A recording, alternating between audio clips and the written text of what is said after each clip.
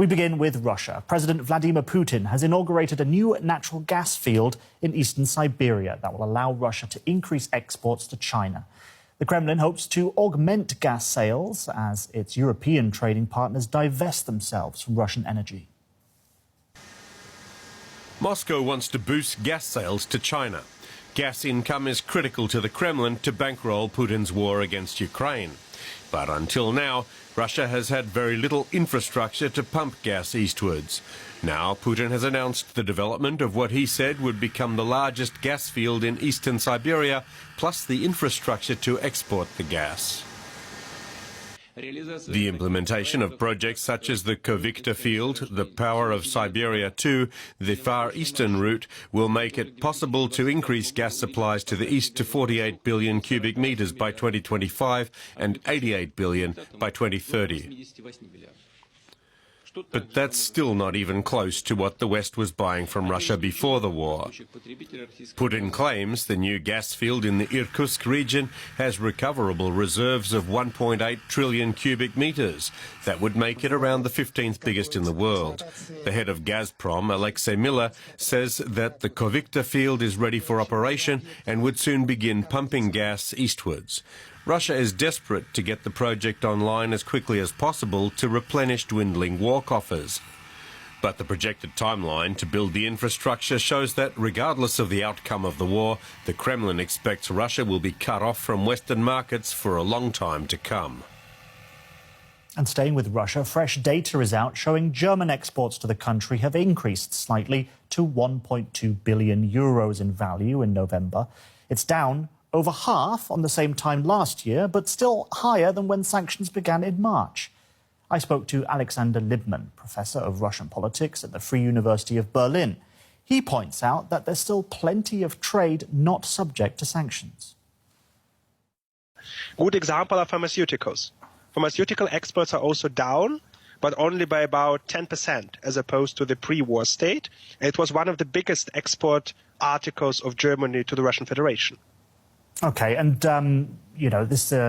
we've seen that this amount has around halved since the start of the war, the invasion of Russia in Ukraine. Is this to be expected? Would you expect this to continue to go down, to stabilize? Where's this going to go? That's difficult to answer because it massively depends upon what will going to happen in Ukraine, how the war is going to develop, and also how the general state of the world economy and of the German economy is going to develop. So on the one hand, German companies did have long-term interests in Russia, but on the other hand, the Russian economy is now also experiencing what looks like a prologue to a long-term stagnation, and this could massively reduce their interest to deal with Russia regardless of the political situation. So it's difficult to tell. OK, I want to switch to energy now. So the EU agreed a gas price cap earlier this week. Will this significantly harm Russia in any way? What do you think? I don't think so. I mean, we have to be realistic.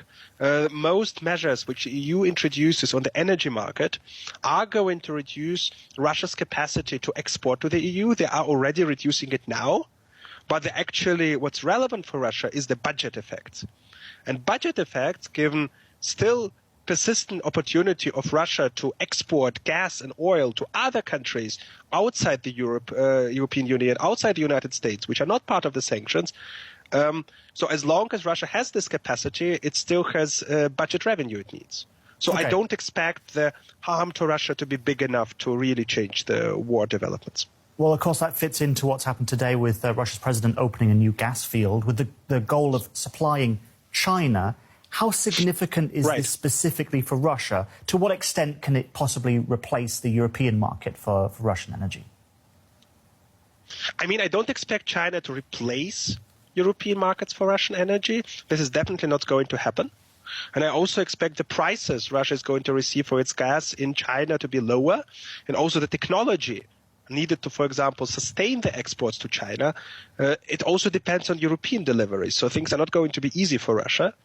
But on the other hand, the really relevant question for Putin's government now is not whether you're going to replace Europe, but whether you're going to get enough money to maintain the government apparatus, the war machine, and the control over the country. And this most likely is going to happen. OK, so could be strategically important even if Europe isn't displaced there. Alexander Lippmann, thank you very much for that. Thank you.